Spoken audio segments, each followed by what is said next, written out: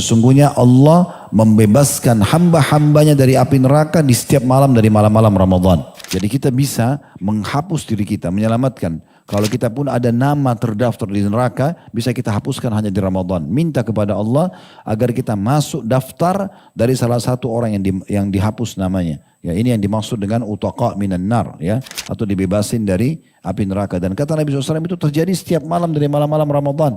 Kita perlu tahu teman-teman sekalian, setiap orang di antara kita sekarang, selama dia belum meninggal dunia, dia punya dua tempat. Saya dan Anda semua sama, di surga ada, di neraka ada. Kalau kita meninggal dalam keadaan iman, ya, dan memang pantas kita masuk surga karena dosanya sedikit, misalnya lebih berat amal solehnya, kita masuk surga. Tempat neraka kita tidak akan pakai. Tapi kalau orang itu meninggal dalam keadaan kafir, munafik, karena ada orang muslim, lalu akhir hidupnya murtad, bisa saja. Tadinya dia harusnya masuk surga tapi dia murtad, dia masuk neraka nanti.